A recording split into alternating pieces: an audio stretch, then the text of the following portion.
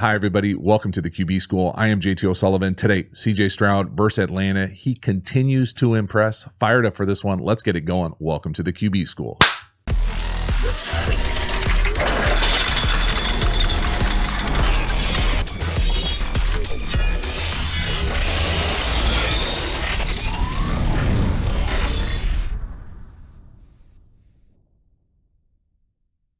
Before we dive into the video, a quick reminder about the Quarterback School Patreon community. This group is the foundation, the bedrock of this channel. Not only is it a great, cheap way to support the channel, but you get even more Quarterback School content. So hop over there, join, become a member. The link is in the video description. I appreciate your support. As for this video, let's get into it. All right, another CJ Stroud video, seemingly like a weekly thing over here for me. If you love that, hey, you're in the right spot. My goodness. CJ Stroud quickly becoming one of my favorite watches in the league. I just love the way that he throws the ball with such anticipation. This probably wasn't his greatest accuracy game, but man, out the gate here, attacking the middle of the field versus what I'm going to call like a combo-ish coverage, not the easiest read in the world, throwing dudes open. So coverage-wise here, when they get to empty 3x2, what this play in short is they're attacking the middle of the field. So where the ball ends up going here on whatever the hell that route's supposed to be, with what I'm going to call this like pivot or hitch gather. And so at the snap, you know, this could be any iteration, I think, of split field coverage or middle field open. At the end of the day, it sure looks like we're playing cloud up here and everywhere else is matching. So playing almost like two-man, like man, man, man. You know, this sure looks like man down here to the bottom. So you get like this combo coverage, not the easiest look in the world. But at the end of the day, for CJ Stroud right here, he's trusting this win to the post. And then as soon as he sees this Mike linebacker type, the middle of the three linebacker types, drive on this tight end, once he sees that action, he knows he's got this. So he's able to let it go before he even gets into the window. So again, you know, a little bit of A, not too much, probably uppercase, but still just beautiful. Look at the base. I mean, it's outstanding. Once he let that thing go, you know, throwing him into that second window, you can see the space in the middle of the field with the safeties wide. Just a really nice job. Just outstanding. I mean, it honestly has become so consistent that you start to lose the appreciation of it. But the footwork is outstanding, driving it down the field. Look at the base, the rhythm. Again, you can see him throw that window open, right? If we're watching 53, the linebacker, match to 86, he matches right there, we throw it. And there it is. He throws that thing as we enter the screen, right between the hashes, strike, let's go. Another great job here from Stroud, attacking the middle of the field. Again, 3x2 empty. Get an iteration of Tampa, work away from the Mike linebacker, and just high-load that hook defender. So that's a lot of football jargon to say we're throwing another in-breaking route versus middle of the field open. Again, the timing of it is probably not perfect. He's got to like hitch and hesitate on it, but CJ Stroud keeps his base. So watch these routes down here to the bottom. What I'm used to calling an angle 8. It's a little bit of a unique concept. So you're going to come up. You rarely would say, hey, let's throw a post, you know, to a half field safety, right? If the safety's back here, we're getting two safeties deep here. Like post to half field safety, that's not great, Bob. Well, what we want to do here is it's kind of like this tweener area where you're coming in here and you kind of have this ability to kind of like flatten it out. I'm used to calling it an angle route. And then it looks like it's paired here with more of that traditional kind of short post Texas fan. At the end of the day, this is just high-lowing the hook defender. And because we're in 3x2, 3 eligibles up top, 2 eligibles here, most often in Tampa 2, the Mike linebacker type will open to the 3 eligible side. So when he opens this way and is running down the field this way, but with his eyes and hips this way, you've got this big lane back here to take advantage of. So lots of moving parts here. First thing we're going to do is watch that middle linebacker type. Which way does he open? He's going to open to the field. There it is. Boom. Now we're able to high-low the hook defender to the bottom. And there it is. He tries to get his hands on our guy. Not a good enough reroute, and we're able to put it right in there. Let's see the anticipation. You know, again, playing with anticipation. He's separated right there. We're not into the angle yet. We got that safety over the top. Beautiful. I mean, just surgical, man. It'd be good for any quarterback, let alone a guy in his 5th start in the league of his rookie year. Again, check the base out. It's not perfect, right? There's no panic. He's got to like hezzy, but he doesn't bail. He doesn't move. Just puts a perfectly weighted ball right up on him. Let's go. Next one here, 3rd and 15. I put this one on here just for this running back motion, or the guy in the backfield motion, I should say. It's not for me, dog. None of it's there. I think it's a bit of a unique coverage for 3rd and 15, almost combo-ish, that left safety. Again, if you play Atlanta, you have to know number 3 is going to go Darren Sharper a little bit, and I mean that in the good way as far as like guesser cheater. So that safety up top, who knows what coverage this is supposed to be. It looks like they're matching or playing man up top on the underneath coverage. Down here to the bottom, this corner, looks like it's more zone-ish, bracket-ish. But this motion, y'all, I'm starting to see it multiple places. It's not good. It's like when you're not feeling good, you got to get to the doctor quickly. Let's squash it out right now. Somebody needs to explain to me what the hell is going on with it. At least it's not a shift, though. So stay in motion. You want to run your route from 5 yards deep when it's 3rd and 15. It's not my kind of offense. Yeah, I don't care who's running the option from the backfield like that. It's not going to work. Right here, tackle, field goal. Next one here, a little naked. We're going to find the over up top. Nice job from Stroud here, navigating the edge, keeping his eyes downfield, throwing back across his body, big space back there. There's a few things here. There's a lot of things here as far as this play. Talk a lot about this open edge naked here. This is a really good example of CJ Stroud coming out with what looks like a plan on the perimeter as far as how to deal with the edge and then what's going on in the flat. So again, if you're a fan of this channel, you should know where I'm going right here. When you have an open edge naked, so this is the C gap, okay, right here, C gap. We've got an unblocked player. Worst case scenario is him hard charging where you're going to be as you come out of this fake. So as you come out of this naked fake or keeper fake, you've got to have a plan for what you're going to do. You got to get vertical and find a way to throw this thing away. Now, if he doesn't do that, and if he just kind of comes down the line and thinks he's going to go get a TFL, well, then we're good to go. So that's the first part.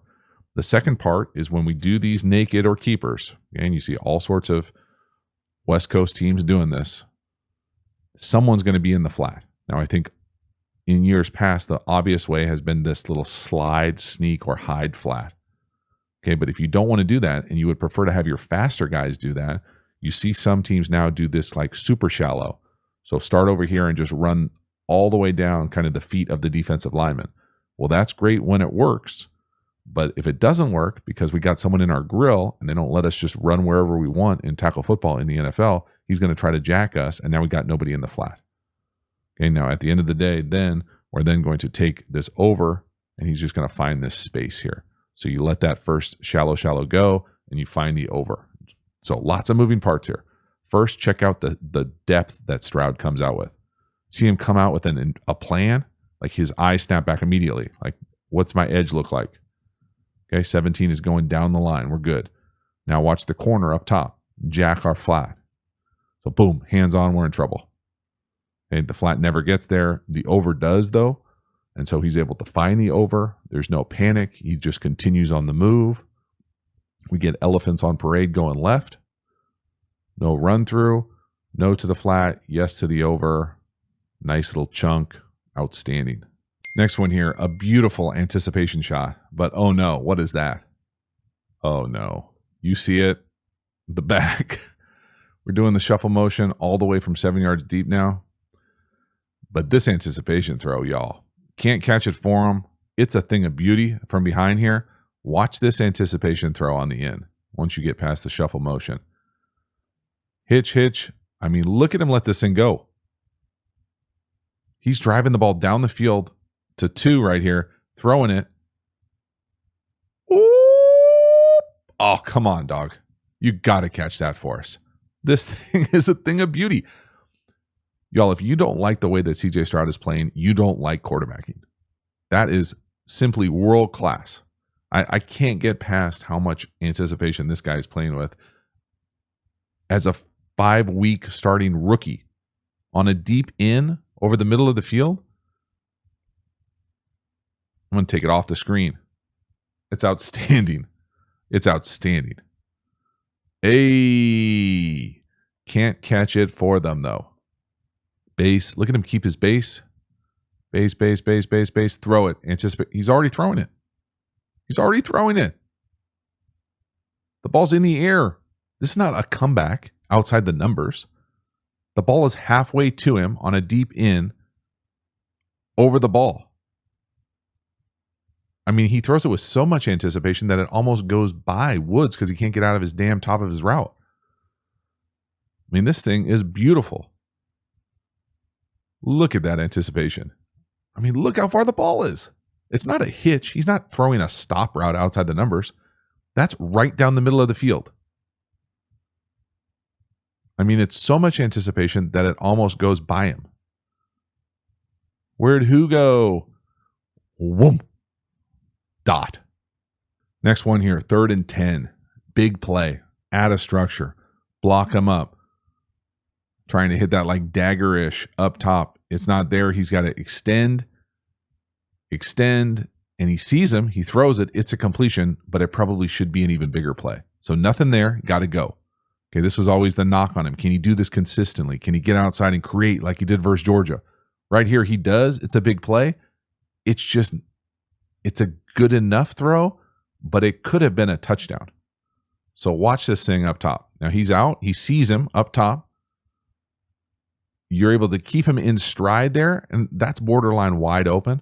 The other thing I would say is he could probably help himself by just setting up and throwing it as opposed to staying on the run. But we throw a sinker, it dies on us, and maybe the wide receiver is also kind of fading upfield, bananaing that thing for us. But man, if he hits him in the chest there, you're probably going to score, right? Like that's not a stretch to say that guy's going to score. Oh man, regardless, big 3rd and long conversion, big chunk, no doubt, and it could have been an even bigger play. And again, you never know if somebody's right behind you or not. That's why I love to see guys as they escape to peek back over their right shoulder right there, peek back to see if you got time. But again, I really think the wide receiver does him a little dirty as far as drifting up the field. But if we could get that right up on his chest, that's got a chance to go to the house. And you can tell from Stroud's reaction, it's not exactly what he wants. Watch this little giddy up. Like, yo, right? Like he knows to get a little nervous there with that thing dying on him or him drifting up the field. So, woo! Halftime, you dig the channel and you haven't already, please like, subscribe, hit the bell, get the notifications. I sincerely appreciate you subscribing to the channel. It means a lot to me, so thank you for doing that. Again, the Quarterback School Patreon community, you know about it. Join, become a member. Link is in the video description. We also have Quarterback School courses. Now, these courses are the premium content available through the channel. These are deep dives on all of my favorite football topics. RPOs, tempos, pass protection. The best-selling course is how to beat every coverage. We even have an entire offensive system and structure available for you. So get over there, check out the courses, and enroll. We also have a bunch of free resources available, also linked in the video description. Finally, make sure to follow me across social media platforms. I appreciate your support. As for this video, let's get back to it. Next one here, 1st and 10. Started the quarter. Just a little play action. We're going to hit the over from up top, coming towards the bottom of the screen. Again, it's not there immediately. No panic. Shows the touch outside the numbers. Again, is it as precise as we've seen him in the past? No. But he continues to show he's got all the clubs in the bag. Great vision. We're not forcing anything. If I was being super critical of the ball handling here, his offhand on his core as opposed to extending it out like that. See that out like that? You just get more and more comfortable playing under center. Big fake. Got the backers up. You can see the separation. Again, just a tick of a better ball. And maybe he can turn that thing up the sideline, make a play as opposed to taking it and falling. But it's still a nice chunk. But again, it's one of those things where I'm almost surprised when it's not a perfect ball all the time. Like, oh goodness, like he had to reach. It's still a nice completion, but you can see here kind of the way we've been, or at least I've been conditioned to think he's just going to throw handoffs out there. This thing is just post to the bottom, over, runaway versus man. That's a nice space, nice call. Love the play action, early down and distance. And again, you can see watch the backer step up with this I formation action right at him. Step up and then have him run away. And that's close to being a really big chunk. Either way, nice completion. Next one here, 3rd and 7. Another amazing anticipation throw over the middle of the field. Just simply cannot get tired of these types of throws. The backer runs to the underneath. We high-low 53. This thing is a thing of beauty, y'all. I'll pause it right when he throws this thing. I mean, look at the anticipation. Let me tell you exactly what the play is here. So we are running what I'm going to call this little in or basic right here. And that's where the anticipation comes from. It looks like it's paired with what I would call a choice route here or an option right there. And then the cool route here that they actually don't get to here is you're going to fake that little return, like come out here and you see a lot of teams run that little loop. But instead of that, you come out and like shuffle your feet here like you're going to come back, and then you run a go. So that kind of like shuffle wheel. So you've got like a really cool, maybe like 2-man beater out there on the perimeter. But really at the end of the day, we're just high-lowing whoever runs out of here. So one of these guys running out of here, trying to play that hook area. So when he gets out to this hook area, he drives this little choice. It creates this lane to that in. And again, y'all, off the screen, continues, mark it down. No one has ever potentially played with more anticipation than this early in someone's NFL career. It is outstanding.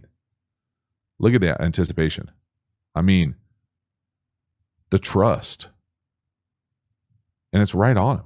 On the body, on the break. Anticipation. Let's go. Look at this throw. I mean, he's separated right there. 86 not close to doing it. Like, we don't even know 53 is going to match the 19 yet. He just sees that space right down the hash. And then the ball's on the body, on the break. Look when he lets it go. The ball's halfway to him before he looks. God, I love it. That's awesome.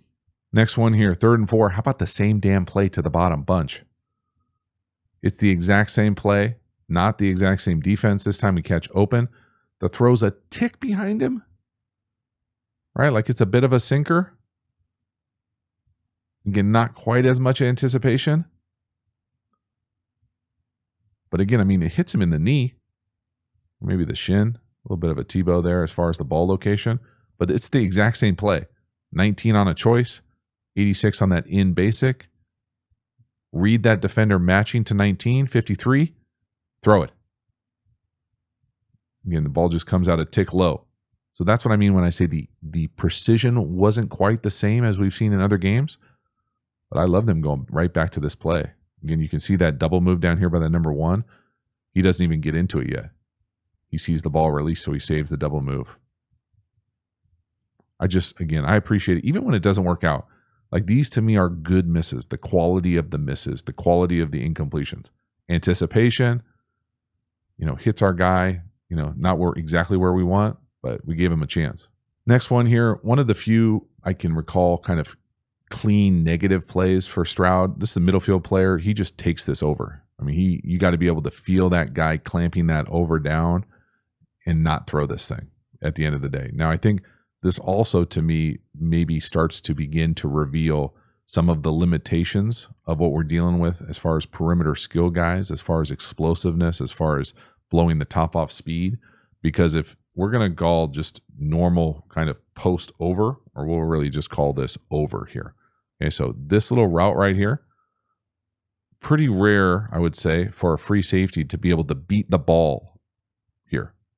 Okay, now normally you would say if you're doing that, well then, man, we really need to be winning on this thing, usually to the post. Right here, I think they just run pure go. So if you have this kind of matchup with what I'm just going to say is bump man, we got to have somebody who can win here and knock and scare the absolute hell out of that free safety. Now, if you can run him to the post, oftentimes that will occupy that post unless they want to invert this thing, which then has the free safety cut the over and the other corner go back and try to get on top of the post. Harder to do. But right here, where he just kind of runs to a nothing route, like a nothing burger down here to the bottom, it allows that free safety to then jump and take the ball away. That being said, CJ Stroud should be able to see this and know that this is not it. We probably got to throw the check down here, even though none of the checkdowns are getting out, which isn't great either, Bob. So again, look at the route to the bottom. That we're not burning by anybody with that. Woods wins, but he's covered by the free safety. He wins on the corner because the corner passes him off to the free safety. And again, part of this to me is the structure of this play, because at the bottom we get a vertical instead of a post. So we got no winner down here to the bottom. That frees up the free safety to invert that thing, and it really should be a pick. Certainly interceptable. So again, play fake. I personally would probably say, hey, we need to get the checkdowns out as well. You know, maybe they're telling those guys not to get out with what 47 looks like he's doing. You know, 31 doesn't look like, I mean, nobody's getting out there, right? Like I'm all for protecting the quarterback, but we need some checkdowns. We can't do that. Holy moly. Next one here, very similar concept as far as getting 2 on an over. Again, from the top of the screen to the bottom, he's working the over. Middle field closed, press man. This time we run it with a post, so that free safety can't drive the over. And we protect the over, we get the completion. I would say it would, you know, we would love to be able to have 2 keep his feet here and turn this thing into a touchdown. But again, this is a nice job of being able to change from whatever we did the last time with 12 where he just ran a go to now we're running that post that protects us off that middle field player driving the over. So again, real quick, I'll make the blue what we did the last time. So last time he ran this go with the over, and what happened? This free safety, he drove that thing and beat us to the point. Well, now we come out and we run inside release post, which occupies that post safety. We run the over, and now we have one-on-one, and this guy has to stay back in the middle of the field. He can't drive this thing.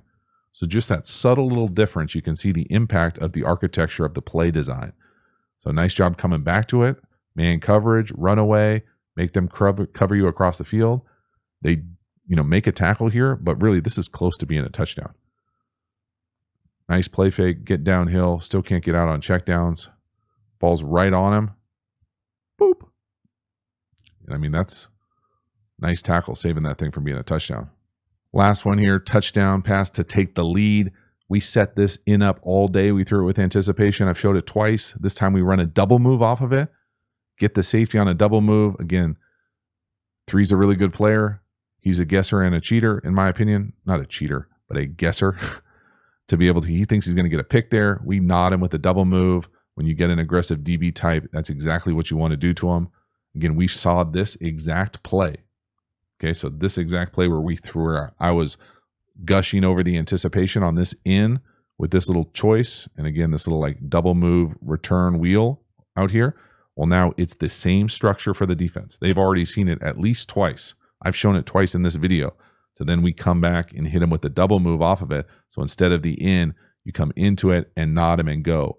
So this safety thinks, oh, I'm going to get a pick. This is going to be beautiful. This is what I do. And we go right by him. And again, CJ Stroud does a fabulous job of maintaining his base with issues around him to be able to get this ball off and not miss a layup. This is world-class play calling, layering the designs. So set it up, got him. 3rd and 8 in the red zone, touchdown, off a double move to a, you know, tight end type. Woo! That's pretty awesome. That's outstanding. That's such a good call. Great job from CJ Stroud as well. Got him. I mean, look at that nod. Already set it up so perfectly. Beautifully weighted ball, just up and over. Great base. Look at him maintain his base. A little half fade away. I mean, that is awesome. So that is a wrap. CJ Stroud, tough L on the road versus Atlanta. They come back from behind and win that thing at the end.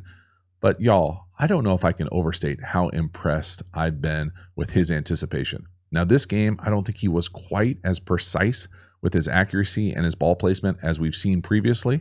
It doesn't mean that he was spraying balls all over the place. It just wasn't as pinpoint. But man, for him to battle back, take the lead in the 4th quarter off that double move that was set up, and just the anticipation that he plays with, it just honestly brings a smile to my face. I have so much fun watching this dude play.